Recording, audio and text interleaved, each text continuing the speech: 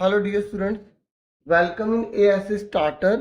DS में मैं आपको ना फाइनल एग्जाम अब आपका है ना, तो मैथ्स के रिगार्डिंग क्लास 7 की वीडियो आपको प्रोवाइड कर रहा हूँ। इसमें बहुत इंपॉर्टेंट क्वेश्चन हम डिस्कस करेंगे। आपको पता है कि आपका सिलेबस क्या है। जैसे मेरे पास हिंदी मीडियम में बुक अवेलेबल है, लेकिन इंग्लिश मीडियम हिंदी मीडियम दोनों ध्यान से देखना। आपके ये चैप्टर आ रहे first, second, third, fifth, six, seventh, और फिर आपके 9th, 10th, 11th और फिर 13th। ठीक है, और 12 भी आ रहा है। तो देखो कितना सारा सिलेबस है। तो हम फटाफट इसमें ना मेन पढ़ेंगे और मैं आपकी अच्छे से प्रैक्टिस करवाऊंगा। और मुझे पूरा विश्वास है कि वीडियो आपके लिए काफ़ी हेल्पफुल रहेगी। ठीक है, तो फटाफट मैं बुक से ही कुछ क्वेश्चन लेता रहूँगा। फॉर्मूले वाली वीडियो आप जरूर देख लेना। मेरी पेपर जो बनाया था पिछले साल का, उस वीडियो को देख लेना। ठीक है, अब फटाफट स्टार्ट कर देते हैं। ठीक है, प्रैक्टिस करवा रहा हूँ। जैसे अगर ए मतलब कॉन्स्टेंट रकम है, उसको 1 से मल्टीप्लाई कर रहे हैं तो ए आएगा। ए को अगर 0 से मल्टीप्लाई कर रहे हैं तो आपको 0 लिखना है। ए को अगर हम डिवाइड कर रहे हैं 0 से तो इन्फिनिटी हो जाएगा। ठीक है, याद रखना। अगर ए को हम डिवाइड कर रहे हैं -1 से तो माइनस का ए हो जाएगा। ए को मल्टीप्लाई कर रहे हैं -1 से तो माइनस का ए हो जाएगा। आपको ये याद रखना है।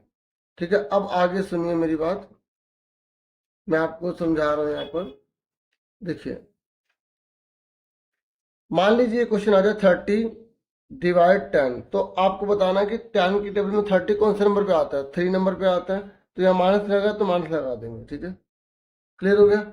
उसके बाद देखो एक क्वेश्चन हम ये ले लेते हैं, माइनस का 36। ये बुक में से ले रहा हूँ। ठीक है, अपने आप हिसाब से इंपॉर्टेंट ले रहा हूँ। ठीक है, तो अगर ये नहीं आया तो इसके जैसा जरूर आएगा, इस तरीके से मैं करवा रहा हूँ। ठीक है, तो देखिए 12 की टेबल में 36 कौन से नंबर पे आता है, 3 नंबर पे आता है। फिर ये उतार लिया हमने। अब 3 की टेबल में 3 कौन से नंबर पे आता है, 1 नंबर पे आता है। माइनस लगा तो लगा देंगे। ठीक है, क्लियर हो गया। उसके बाद देखो जो क्वेश्चन काफी जैसे रिपीटेड होते हैं ना, वैसे ही क्वेश्चन मैं यहाँ पर ले रहा हूँ। अब देखो 20 यहाँ पर लिखा है, यहाँ पे माइनस का 2 है, तो किससे डिवाइड करें कि यहाँ पर 2 आ जाए। तो आप इसको डिवाइड कर दो ना। 2 के टेबल में 20 कौन से नंबर पे आता है, 10 नंबर पे आता है, तो यहाँ 10 लिख दो। अब यहाँ माइनस लगा तो माइनस लगा दो। अब 10 के टेबल में 20 दो नंबर पे आता है ना, तो आंसर आ गया। अब उसके बाद नेक्स्ट देखो, ये देखो माइनस का 87 है, डिवाइड है इक्वल टू 87 है। तो अब बताओ 87 को किससे डिवाइड करेगी 87 आ जाए, तो माइनस का 1 ले लेंगे ना। ठीक है, -1 लेंगे तो 87, माइनस माइनस कट जाएगा, 87 का 87 आ जाएगा। फिर 20 है, डिवाइड, यहाँ पर माइनस का 2 दे रखा, तो अब बताओ किससे डिवाइड करेंगे 2 आ जाएगा। अभी मैंने आपको करवाया माइनस का 10 आ जाएगा। ठीक है, अभी तो करवाया ये। ठीक है, इसलिए दोबारा से लिया मैं। ठीक है, अब उसके बाद नेक्स्ट देखो। देखो एक क्वेश्चन आता है पुटिंग करने वाला। पुटिंग करने वाला पता है कैसे, जैसे मान लो यहाँ लिखा a divide b is equal to minus का 3 दे रखा है। तो इसने बोला है कि 6 - 2 बताइए क्या ये इस फॉर्म को फुलफिल करेगा, क्या ये जो पेयर है वो इसके लिए है। तो चेक करते हैं। ए की जगह पहले वाले को a बोलेंगे, दूसरे वाले को b बोलेंगे। ठीक है, तो a की जगह 6 लिखा, b की जगह माइनस का 2 लिखा। तो 2 के टेबल में 6 कौन सा नंबर पे आता है, 3 नंबर पे आता है। दोनों बराबर आ रहे हैं। या तो ऐसा क्वेश्चन आएगा पुटिंग करने वाला, पहले वाला a दूसरे वाला b। या ये बोलेगा ऐसे पेयर बताओ कि डिवाइड करने पर माइनस का 3 है, और कौन कौन से पेयर हैं जिसको डिवाइड करने पर माइनस का 3 है। जैसे यहाँ पे इस क्वेश्चन में देखो, यहाँ पे इन्होंने बोला है कि जैसे ये पेयर दे रखा है इसको डिवाइड करने में -3 आ रहा है। तो आप कोई और पेयर बता सकते हो ऐसे जो डिवाइड करने पर माइनस का 3 आया, बताओ कैसे कैसे। आप ये देखो ना, कोई ऐसा नंबर जो जिसके तीसरे नंबर पे आता हो टेबल में। जैसे मैंने यहाँ पे 18 ले लिया, तो अब 18 किसके टेबल में तीसरे नंबर पे आता है, 6 है ना। तो 6 से 18 आ गया, तो पेयर 18 कोमा -6 बन गया। ठीक है ना। अब देखो 6 के टेबल में 18 3 नंबर पे तो आता है। इस तरीके से अपने आप और बताओ कौन कौन सा पेयर बना सकते हो आप। आपने यहाँ लिखा 9, तो यहाँ पे आपने 3 लिख लिया माइनस का। अब माइनस यहाँ लगो यहाँ लगो, मर्जी है आपकी। ठीक है, ऐसे और बताओ। आपने यहाँ पे 15 ले लिया तो क्या लगो 5, माइनस यहाँ लगा लो। आपने यहाँ पे क्या ले लिया ऐसा नंबर जो 3, पहले ये वाला नंबर लिख लो, 8 लिख लो, तो 8 का तीसरे नंबर पे कौन आएगा 24। इस तरीके से आप अपने एग्जाम्पल बना सकते हो। ठीक है, अब देखो ये जो लॉन्ग क्वेश्चन या केस स्टडी में इस तरह के क्वेश्चन आएंगे, ये आप अच्छे से कर लेना, ये बुक से है तो ठीक है, तो अच्छे से कर लेना। जैसे आज देखिए 5-6 क्वेश्चन बताता हूँ आपको। ये कह रहा है दोपहर के 12 बजे जो टेम्परेचर है ना वो 0 डिग्री से 10 डिग्री सेल्सियस ऊपर है। ये कह रहा है अगर आधी रात तक 2 डिग्री सेल्सियस टेम्परेचर कम होता चला जा रहा है, तो ये कह रहा है कि आपको बताना है कि 0 से 8 डिग्री सेल्सियस कम कब होगा। हर घंटे 2 डिग्री सेल्सियस टेम्परेचर कम हो रहा है, तो 8 डिग्री सेल्सियस कब होगा, कितने बजे होगा, और रात के 12 बजे कितना होगा। ऐसा कोई भी क्वेश्चन आ जाए ना तो आप पहले लिख लो 12 बजे दोपहर को कितना है, 10 डिग्री सेल्सियस है, ठीक है। तो फिर दोपहर के 1 बजेंगे, फिर 2, फिर 3, फिर 4, फिर 5, फिर 6, फिर 7, फिर 8, फिर 9, फिर 10, फिर 11, फिर 12 बजेंगे। तो इसने बोला क्या, इसने बोला हर घंटे 2 डिग्री सेल्सियस कम हो रहा है, तो 10 के बाद 8 हो जाएगा ना, 2 डिग्री कम होगा, फिर 6 हो जाएगा, फिर 4 हो जाएगा, फिर 2 हो जाएगा, फिर 0 हो जाएगा, हाँ है ना, फिर माइनस का 2 हो जाएगा, माइनस का 4 हो जाएगा, फिर माइनस का 6 हो जाएगा, माइनस का 8 हो जाएगा, माइनस का 10 हो जाएगा, माइनस का 12 हो जाएगा, माइनस का 14। ठीक है, हो गया ना। अब इससे पूछा गया था, इसने बोला था 8 डिग्री सेल्सियस कब होगा, 8 डिग्री सेल्सियस, तो देखो वो है 9 बजे, कितना है 9 बजे, ठीक है। फिर इसने पूछा है कि रात के 12 बजे कितना होगा, तो रात के 12 बजे कितना होगा, माइनस का 0 डिग्री सेल्सियस। दोनों आंसर मिल जाएंगे आपको। केस स्टडी आएगी, इस तरीके का कोई क्वेश्चन आएगा आप केस स्टडी में बता दोगे। कोई भी क्वेश्चन है ना उसको एक्सपेंड करके करा करो, मैं यही बच्चों को बताता हूँ। अब देखो सारे कराना तो पॉसिबल नहीं है, तो मैं आपको समझाने के लिए वीडियो जो लेकर आना वो। और ये देखो प्रॉपर्टी के नाम याद कर लेना, जैसे अगर किसी को आगे पीछे करते हैं तो उसको क्या बोलते हैं, कम्यूटेटिव प्रॉपर्टी बोलते हैं, ठीक है, एडिशन वाली, क्रम विनिमयता बोलते हैं। और अगर पहले इसको जोड़े फिर बाद में इसको जोड़ रहे हैं, ठीक है, इसको क्या बोलते हैं, इसको बोलते हैं साहचर्य, एसोसिएटिव प्रॉपर्टी बोलते हैं। तो आपको प्रॉपर्टी के नाम भी पता होने चाहिए, ठीक है। और शून्य जोड़ते तो इसे क्या बोलते हैं, तस्मक बोलते हैं, है ना। अब हम सेकंड चैप्टर में थोड़ा बहुत 1-2 क्वेश्चन देखेंगे, ठीक है। तो देखिए सेकंड क्वेश्चन में, अगर चैप्टर में सेकंड चैप्टर देखो, अगर 7 3/4 आ जाता है तो इसको हम कैसे लिखेंगे, 4 7 28, 28 और 3 कितना होते 31, ठीक है। तो देखो इसको क्या बोलते हैं, देखो आपको तीनों पता होने चाहिए क्योंकि आपके एग्जाम में 6 का भी आएगा। तो प्रॉपर फ्रैक्शन होती है, एक इम्प्रॉपर फ्रैक्शन होता है, और एक होता है मिक्स फ्रैक्शन। तो आपको ये पता होना चाहिए प्रॉपर मतलब क्या होता है। प्रॉपर मतलब होता है आपका, देखिए प्रॉपर को पता है क्या बोलते हैं, उचित भिन्न बोलते हैं, और इम्प्रॉपर को बोलते हैं विषम भिन्न, और मिक्स फ्रैक्शन को बोलते हैं मिश्र भिन्न, ठीक है। और ये उचित भिन्न पता है किसे कहते हैं, जब ऊपर छोटी रकम हो नीचे बड़ी रकम हो। और इम्प्रॉपर किसे बोलते हैं, जब ऊपर बड़ी रकम हो नीचे छोटी हो। और मिक्स किसे कहते हैं, इम्प्रॉपर जिसकी मिक्स बनाई जा सके। मिक्स किसे कहते हैं, इस तरीके से। और लास्ट होता है एक होल नंबर भी होता है, जो पूरा नंबर होता है, जैसे 0 हो गया, 1 हो गया, 3 हो गया, ठीक है। तो आपको पता है इसको इसमें बदलना होता है, इसको इसमें बदलना होता है, अगर एग्जाम में आ जाता है। तो यहाँ पर इस क्वेश्चन में हमने क्या करा, ये क्या था, मिक्स फ्रैक्शन था, हमने इसको इम्प्रॉपर में बदल दिया। क्लियर हो गया कैसे बदला, इसको मल्टीप्लाई करके ये जोड़ दिया, इसको मल्टीप्लाई करके इसे जोड़ दिया, तो ये क्या बन गया हमारा, इम्प्रॉपर फ्रैक्शन हो गया। क्लियर हो गया अच्छे से। अब जैसे यहाँ पे कोई भी क्वेश्चन दे दे इस तरीके का, कोई भी दे दे, तो आपको क्या करना है, जैसे क्वेश्चन ये देगा 7 2 एंड 1/4 या 1/2 कुछ भी दे रखा है, तो 7 ये क्या होल नंबर है, इसके नीचे 1 लगा लो। 2 2 4 और 1 कितना, 5/2। तो ऊपर को ऊपर मल्टीप्लाई करो, नीचे को नीचे, 7 5 35, 2 1 2। अभी आगे देखो, जब ऊपर बड़ी रकम है नीचे छोटी रकम है, तो हमें इसे मिक्स फ्रैक्शन बदलना पड़ता है। तो मिक्स फ्रैक्शन में कैसे बदलेंगे, 2 1 2, 2 7 14, 1 बचा, ठीक है। तो इस तरीके से ये जो 1 है, ये वाला 1 यहाँ आ जाएगा, 2 यहाँ आ जाएगा, और 17 यहाँ आ जाएगा। ये हमारा आंसर है। क्लियर हो गया कैसे करना है। अब आगे सुनो, अब जैसे यहाँ पर भी देखो ये मल्टीप्लाई वाले क्वेश्चन है, तो इसका मतलब मल्टीप्लाई में क्वेश्चन देना ही देना है। देखिए अब ये क्वेश्चन देखते हैं, मैं ये वाला देखता हूँ लिपिक वाला। तो लिपिका है ना, एक पुस्तक को हर दिन इतने घंटे पढ़ती है, तो वह पूरी किताब 6 दिनों में पढ़ लेती है। तो उस पुस्तक को पढ़ने में उसने कुल कितने घंटे लगाए? तो देखो सिंपल है ना, आप मुझे बताइए 1 डे में उसने कितना टाइम स्पेंड किया 1 डे में? 1 and 3/4, तो 6 days में क्या किया होगा उसने? अभी जो ऊपर करा तो उसकी जैसी तो है, 6 से मल्टीप्लाई कर देंगे। हाँ ना, ये देखो ये जो मैंने करवाया था 7 वाला, इसमें भी तो वही था और ये भी वैसी है। हाँ है ना। अब देखो कैसे करेंगे इसका आंसर बताओ। इसको मल्टीप्लाई करके जोड़ देंगे, 4 1 4 और 3 कितने हो गए? 7/4। तो अब ये कट रहा है, अगर कट रहा तो काट दो। देखो 2 के टेबल में दोनों आते हैं, तो 2 2 जा 4, 2 3 जा 6, तो कितना है? 7 3 21/2 आ गया। अब इसको डिवाइड करो। देखो अगर ये इम्प्रॉपर में है तो हमें इसे क्या बदलना पड़ेगा? मिक्स में बदलना पड़ेगा। तो 2 1 जा 2, 1 उतार लिया, ना जाने की 0 आ गई, 1 आ गया। तो 2 10 और 1, देखो चेक कर लो सही करे गलत करे। 2 10 20, 20 और 1 21 आ गया। तो इतने घंटे में वो पूरी किताब पढ़ डालेगी। समझ में आगे कैसे करना है?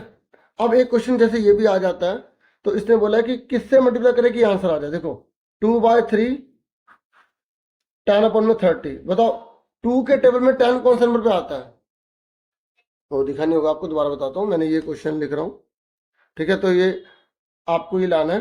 तो आप मुझे बताओ 2 को किससे मल्टीप्लाई करें कि 10 आ जाए? 5। और 3 को किससे मल्टीप्लाई करें कि 30 आ जाए?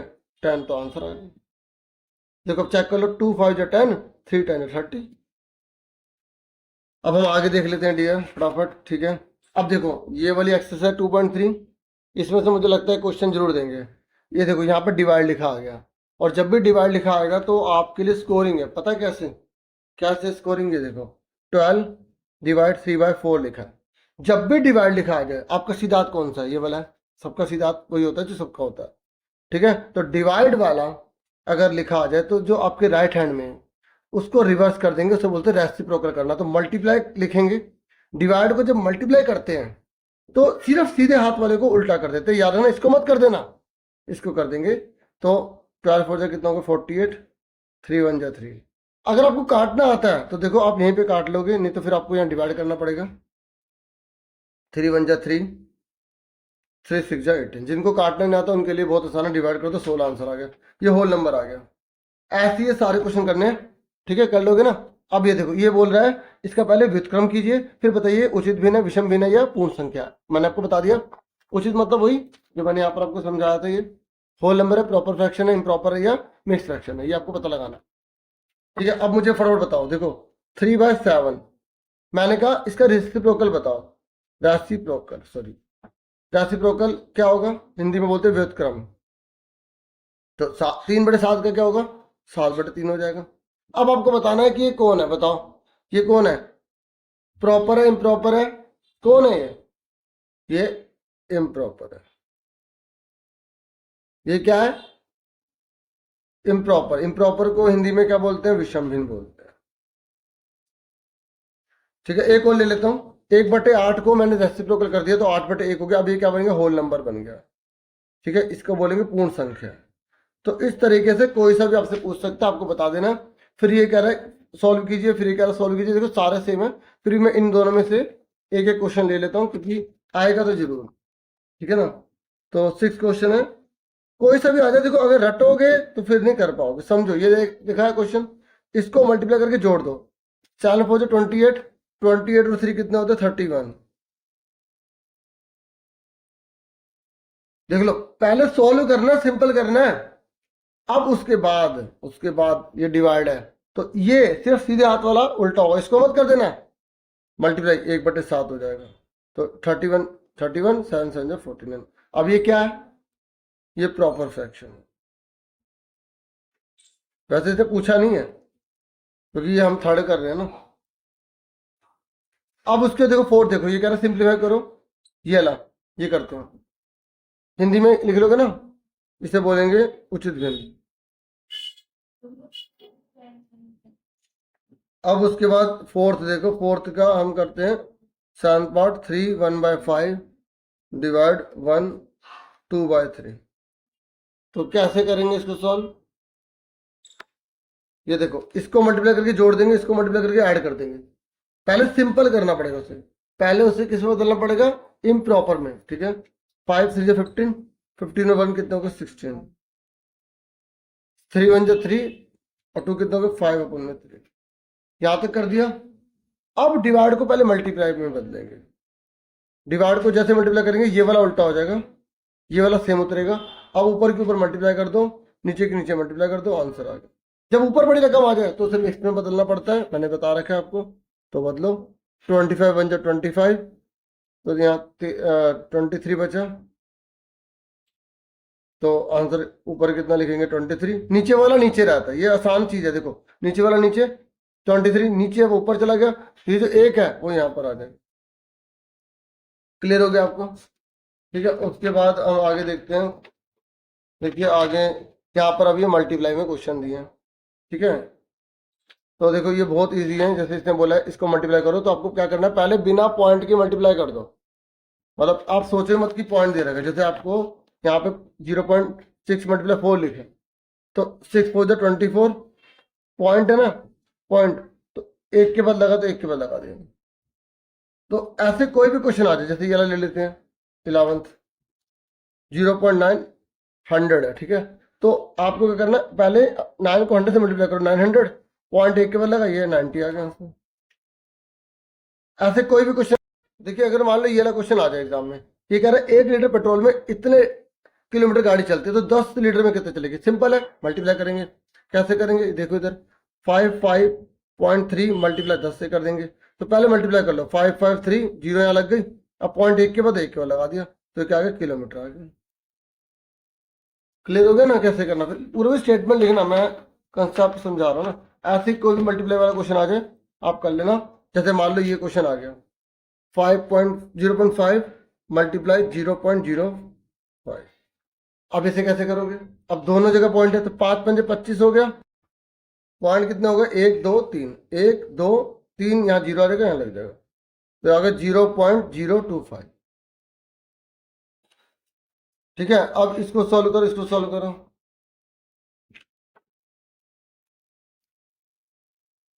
100.01 मल्टीप्लाई 1.1, तो आपको क्या करना है, पहले इस 11 को मल्टीप्लाई कर देना है, इससे 11 को इससे मल्टीप्लाई कर देना है, तो 11 एकम 11, फिर जीरो का जीरो रहेगा, जीरो का जीरो रहेगा, फिर 11 एकम 11, तो ये आ गया। अब पॉइंट गिन लो कितने, 1 2 3, 1 2 3 यहाँ लगा देंगे,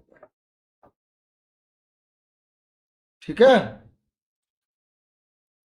तो आपको मल्टीप्लाई का भी मैंने बता दिया। और देखो जीरो से किसी को भी मल्टीप्लाई कर लो तो वो जीरो ही रहेगा। जैसे मान लो ये आ गया 4.0, ऐसे कुछ भी आ जाए, यहाँ जीरो लिख दे मल्टीप्लाई, तो जीरो रहेगा, ठीक है। ये आपको ध्यान में। उसके बाद देखो डिवाइड वाला है। अब देखिए यहाँ पे 2.5 एक्सरसाइज है, यहाँ पे इन्होंने डिवाइड करने के लिए बोला है, तो देखो डिवाइड में बिल्कुल परेशान मत होना। देखिए 2 के टेबल में 4 कौन से नंबर पे आता है, 2 नंबर पे आता है। पॉइंट कितने के बाद, एक के बाद है, तो एक के बाद लगाती बस। अब जैसे यहाँ पर 10 लिखा आ गया ना, तो पॉइंट एक उधर खिसका दो, उधर खिसका दो, देखो ऐसे आ जाएगा 4 8, ऐसे समझ आ रही है। जैसे अगर ये आप ऐसे कर लो, देखो डिवाइड में ना सिंपल तरीका याद रखो, जैसे मैं बता रहा हूँ, जब ये डिवाइड 10 से कर रहे हैं ना, तो पॉइंट आप किधर खिसका दो, लेफ्ट की तरफ, तो इस तरीके से हो जाएगा। अब जैसे 100 आया है, तो अब देखो 2 जीरो आए, तो 2 कदम उठा दो, पहले नंबर लिख दो। देखो एक नंबर हो गया ये, एक जीरो के लिए, दूसरे के लिए जीरो के जीरो लगा दिए, आ गया। मतलब देखो पॉइंट यहाँ था ना, तो 1 2 के बस खिसक गए। जब 100 आए तो 2 के बस खिसका दो। अब मान लो यहाँ 1000 है, हाँ है ना, यहाँ पे 1000 इसी में बता रहे तो ना 1000 है, तो ये देखो पहले तो पूरा नंबर उतार दो। अब देखो हमने पॉइंट के बाद कितने नंबर लिए, 1 2, तो यहाँ 3 जीरो है, तो हमें एक और जीरो लगा देंगे, इस तरीके से आंसर आ जाएगा। क्लियर हो गया कैसे करना होता है। और अब अगर ये नंबर आ जाए तो देखो, अब 35 का डबल कितना होता है 7, तो 2 आंसर आएगा यहाँ पे। ये थोड़ा सा मुश्किल है, ये ध्यान से करना अगर ये डिवाइड करोगे तो। जैसे मैं आपको, चलो इसका सिंपल तरीका बताते हैं, मुश्किल क्यों करेंगे हम। देखो अगर 36 को डिवाइड 0.2 से, अब तक तो 10 वाला था, तो अगर ऐसा क्वेश्चन आ जाए तो आप 36 लिखो, डिवाइड को अपॉन में लिख दो, पॉइंट हटा दो, ऊपर जीरो चली गई। थोड़ा लंबा है लेकिन इजी है। अब 360 को डिवाइड कर दो 2 से, 2 1 जा 2, 2 9 जा 18, 2 0 जा 0, तो 190 आ गया आंसर। कैसा लगा? तो अगर ऐसा कोई क्वेश्चन आ जिसमें आपको डिफिकल्टी लग रही हो तो सबसे आसान तरीका अपनाओ। जैसे 3 7.8 डिवाइड 1.4 है, कैसे करोगे? तो सिंपल देखो, 3 7.8 अपॉन में लिखा 1.4, तो अब देखो ये पॉइंट हट गया, ऊपर 10 चला गया, पॉइंट हट के नीचे 10 चला गया, तो 10 से 10 कट गया। अब 378 अपॉन में 14, तो इसको डिवाइड करो, तो 14 1 जा 14, 14 2 जा 28, है ना? तो 17 में से 8 के 9 बचे, हाँ है ना? और यहाँ तो बचा नहीं कुछ, तो ये उतार ले। तो अब 14 के टेबल में 98 कौन सा नंबर पे आता है? 7 नंबर पे। तो इस तरीके से इसका आंसर 27 आ गया। देखो कितने इजी तरीके से मैंने आपको करवा दिया, जबकि बच्चों को इस क्वेश्चन में काफी डिफिकल्टी होती है, हाँ है ना? तो मैंने आपको 2 चैप्टर थोड़े थोड़े रिवाइज करवाए हैं, और मीन मीडियन मोड वाला तो मैं आपको पहले एक वीडियो प्रोवाइड कर चुका हूँ जिसमें मैंने आपको रिवाइज करवाया था, ठीक है ना? और आपको इसमें बार ग्राफ वगैरह अच्छे से आते होंगे। फिर 4 तो आपका आ नहीं रहा है, 5th चैप्टर में फॉर्मूले काम करेंगे, ठीक है? थोड़ा सा मैं इसमें आपको 5th का इंट्रोडक्शन दे देता हूँ, फिर आपसे नेक्स्ट वीडियो में मिलेंगे, ठीक है? छोटी छोटी वीडियो बनाऊंगा तो सही रहेगी, बच्चे ज़्यादा बड़ी से भी थोड़ा वो हो जाते हैं, ठीक है? अब देखो, अगर एक लाइन डली है और उस पर कोई लाइन ऐसे काट रही है, तो इसका और इसका टोटल 180 होता है, इसे बोलते हैं लीनियर पेयर। क्या बोलते हैं? रैखिक योग। तो एग्जाम में आ सकता है ऐसा क्वेश्चन, अगर ये 40 का है तो ये कितने का होगा? 140 का, ठीक है? ये 70 का है तो कितने का होगा? 110 का होगा। टोटल 180 होता है, ये आपको याद रखना है। समझ में आ गई पहला रूल? दूसरा रूल होता है vertically opposite angle. Vertically opposite angle, ऊर्ध्वाधर सम्मुख कोण। मतलब ये अगर 100 का है तो ये भी 100 का होगा,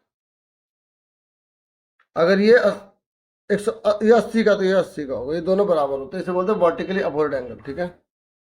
उसके बाद अगर ये दो लाइन पैरेलल है, पैरेलल किसे कहते हैं? जो काटते नहीं है। एग्जाम में पूछ भी लेगा कि पैरेलल के एग्जाम्पल दो, जैसे पटरी की जो लाइन होती है ना जिसमें ट्रेन चलती है, वो क्या पैरेलल है? पैरेलल किसे बोलते हैं हिंदी में? समांतर, जो कभी काटती नहीं है रेखा, समांतर रेखा, ठीक है? देखो PARALLEL, ठीक है? अब थोड़ा सा राइटिंग का हो जाता है ना इशू, बच्चे शिकायत करते हैं, फिर ये ना राइटिंग के चक्कर में थोड़ा सा मेरी स्पीड कम हो जाएगी और जो मैं ज़्यादा बताना चाहता हूँ वो कम हो जाता है, ठीक है? रिवीजन है ना, थोड़ा सा कोऑपरेट करना, जो बोल रहा हूँ उसके हिसाब से आप लिख लेना, ठीक है? ऊर्ध्वाधर सम्मुख कोण है, ये लीनियर पेयर है। बाकी चलो मैं करता हूँ इस पे। तो अगर दो लाइन पैरेलल जा रही हैं और कोई लाइन काटते हुए जा रही है, तो इस काटने वाली लाइन को बोलते हैं तिर्यक रेखा। क्या बोलते हैं? तिर्यक रेखा बोलते हैं। क्या बोलते हैं इंग्लिश में? ट्रांसवर्सल, ट्रांसवर्सल, ठीक है? समझ में आ गई? अब आगे सुनो, अगर कोई लाइन किसी के ऊपर बिल्कुल 90 डिग्री के बना रही है तो इसको बोलते हैं परपेंडिकुलर। क्या बोलेंगे? लंब।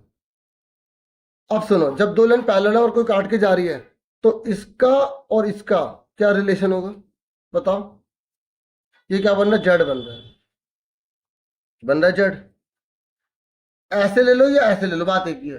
तो इसको बोलते हैं अल्टरनेट इंटीरियर एंगल। ये इक्वल होते हैं, अगर ये 100 का तो ये भी 100 का होगा। Alternate interior angle, alternate interior angle बोलते हैं। क्या बोलते हैं? अंतर एकांतर को।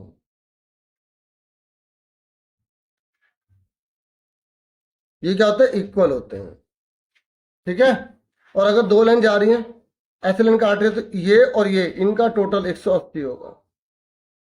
इसे बोल देते हैं एडजस्टेंट एंगल, नहीं तो इंटीरियर एंगल। दो लाइन के पैरेलल के बीच में है ना, अगर दो लाइन पैरेलल है ना तो बीच में कोई जा रहा है तो अंतःकोण, दो समांतर रेखाओं के बीच का अंतःकोण। क्या बोलेंगे? अंतःकोण, ठीक है? इंटीरियर एंगल, दो समांतर रेखाओं के बीच में बनने वाला कोण, ठीक है? जो ट्रांसफर वे पे बन रहा है, ठीक है? पूरा पूरा बोलना पड़ेगा, इंटीरियर एंगल। और अगर लाइन डाली ऐसे गई, और देखो अगर मान लो ऐसे ना आया तो आप कॉपी को घुमा लेना, क्योंकि मान लो आप कहोगे सर आपने तो यहाँ पर हॉरिजॉन्टल पैरेलल लाइन ली थी एग्जाम में, वर्टिकल दे दिया और हमें ऐसे दे दिया, हमें तो आया नहीं। तो आप कॉपी को घुमा लेना ना, शीट को, बन गई ना हॉरिजॉन्टल वर्टिकल से। तो थोड़ा सा आपको अपना कॉमन सेंस भी लगाना पड़ेगा। तो अब सुनो, ये लाइन के ऊपर है, ये लाइन के ऊपर है, ये लाइन के नीचे हो लीजिए, क्योंकि उल्टा कर दो तो लाइन के नीचे नहीं हो गई, तो शीट घुमा लेना। तो अगर लाइन के ऊपर है, लाइन के ऊपर है, लाइन के नीचे, लाइन के नीचे, एक ही बात है, इसे बोलते हैं करस्पॉन्डिंग एंगल। देखो इसका टोटल 180 था, ये इक्वल था, ये 90 डिग्री का था, ठीक है, ये पैरेलल था, ये आमने सामने इक्वल था, इसका टोटल 180 डिग्री था। ये सारे रूल आपको पता होने चाहिए, ठीक है। करस्पॉन्डिंग एंगल, करस्पॉन्डिंग एंगल, ठीक है। तो मैंने साथी की प्लेलिस्ट तैयार कर रहा हूँ, उसी में देखते रहना सारी वीडियो, ठीक है। करस्पॉन्डिंग मतलब होता है संगत का, ठीक है। उसके बाद आपको दो तीन चीजें पता होनी चाहिए। एक तो कॉम्प्लीमेंट्री होता है, कॉम्प्लीमेंट्री हिंदी में बोलते हैं पूरक कोण, जिसका टोटल 90 होता है। अगर एक 70 का तो उसका कॉम्प्लीमेंट्री क्या होगा, 20 होगा, ठीक है। और इक्वल कॉम्प्लीमेंट्री कौन से होते हैं, 45 45, हाँ या ना। फिर आपको पता होना चाहिए सप्लीमेंट्री, सप्लीमेंट्री क्या होता है, संपूरक। संपूरक कोण क्या होते हैं, जिसका टोटल 180 होता है। अगर 110 है तो दूसरा कितने का होगा, 70। और अगर इक्वल सप्लीमेंट्री पूछ लेगा तो कितने कितने के होंगे, 90 90 के होंगे। क्योंकि बुक में ये जो है ना सारे, इसको आप एक बार अच्छे से देख लेना। टोटल करने पे अगर 180 आएगा तो सप्लीमेंट्री बोलेंगे, संपूरक बोलेंगे। टोटल करने पे 90 आएगा तो उसे क्या बोलेंगे, पूरक कोण बोलेंगे। तो ये बहुत आसान एक्सरसाइज है, ये सारे एक बार देख लेना। ये क्वेश्चन आ जाएगा तो नाम पूछ लेगा, एंगल पूछ लेगा, ठीक है। और ये 5 नंबर में से इस चैप्टर में से दे दिया जाता है। जैसे इसमें पूछ रहा है कि बताओ एंगल, सॉरी, साइड ए और बी ये पैरेलल है और 1 = 5 किया, 1 = 5 किया, तो बताओ ये कौन सा फॉर्मूला होगा। देखो ये भी लाइन के ऊपर, ये भी लाइन के ऊपर है, करस्पॉन्डिंग। 4 = 6 किया है, 4 = 6 किया, देखो ये जेड बन रहा है, तो अल्टरनेट इंटीरियर एंगल, अंत एकांतर कोण। और टोटल 4 + 5 है, देखो। तो ये क्या, इसके लिए ये देखो दोनों लाइन के अंदर बन रहे हैं ना, तो इसके लिए आपको ये लाइन लिखनी पड़ेगी। ये इंग्लिश वाली बुक में से लिख लेंगे, ठीक है। इनमें से देखो कोई सा भी दे सकता है, आपको कंसेप्ट पता होना चाहिए। जैसे ये 70 से 70 हो गए, 70 से भी 70 हो गए, 70 से भी 70 होगा, ठीक है। अब जैसे यहाँ बोले इसमें दो लाइन पैरेलल है, तो ये कितने का होगा, देखो ये अभी से हम ऐसे घुमा लेंगे शीट में, ये लाइन के ऊपर, ये लाइन के ऊपर, तो बराबर होगा 100 करस्पॉन्डिंग एंगल। तो अब ये 100 का है, ये 80 का है, तो इसका तो जरूरत नहीं है। ये देखो ये 110 है, ये कितने का होगा, तो ये 110 है, तो एक लाइन का टोटल कितना होता है, 180, तो ये 70 आ गया, तो ये 70 से 70 होगा करस्पॉन्डिंग एंगल। अगर हमें कोई फॉर्मूला नहीं मिल रहा ना, तो फॉर्मूले में पहुंचने के लिए आपको इसका यूज करना पड़ेगा, इसका लीनियर पेयर, ये जो आपको फॉर्मूले में यूज करने के लिए यूज करना पड़ेगा। समझ में आ गई। अगर कोई नहीं बन रहा, फॉर्मूला इनमें से कोई नहीं बन रहा, तो आपको इसको यूज करना पड़ेगा। जैसे यहाँ पे कोई फॉर्मूला नहीं बना, तो पहले मैं 70 पे आया, फिर मैंने करस्पॉन्डिंग एंगल का फॉर्मूला लगा। अब यहाँ पर क्वेश्चन पूछे क्या ये दोनों पैरेलल हैं, क्या ये दो लाइन पैरेलल हैं। देखो इनका टोटल 180 नहीं आ रहा, पैरेलल नहीं है। ये 75 है, तो पहले यहाँ पर आओ, क्योंकि पहले फॉर्मूला लगाने के लिए पहले यहाँ पर आना पड़ेगा ना, करस्पॉन्डिंग का यूज करना पड़ेगा यहाँ पर। उससे पहले हमें क्या यूज करना पड़ेगा, लीनियर पेयर का यूज करना पड़ेगा। तो लीनियर पेयर के लिए 180 में से 75 घटाएंगे तो 105, 105 नहीं है, गलत है। अब ये है, पहले किसका यूज करना पड़ेगा, लीनियर पेयर का। तो 180 में से घटाओ, आ गया, तो ये दोनों बराबर, तो ये लाइन पैरेलल कहलाएगी। अब इसका पता लगाओ, पहले कहाँ पे आना पड़ेगा, यहाँ पर आना पड़ेगा, है ना। इसी का यूज करना है, इसी को याद रखना है, ठीक है। तो 180 में से 98 घटाओ, 10 में से 8 गए 2, 70 में से 9 गए 8, तो 82 आ रहा है, तो यहाँ पे 72 आ रहा है, तो ये नहीं है। और वैसे ही फिगर देख के पता लग रही है टेढ़ी आ रही है, टीचर खुद आपको आंसर बता रहे हैं, हाँ है ना। और देखो आपने क्या सीखा, ये वाली चैप्टर के लास्ट में दे रखा, तो ये जरूर करना, सारा पढ़ लेना। ये पार्ट 1 था वीडियो का, मैं और वीडियो लेकर आऊंगा। वीडियो को लाइक, चैनल को सब्सक्राइब कर देना। Thank you for watching and listening carefully. Take care,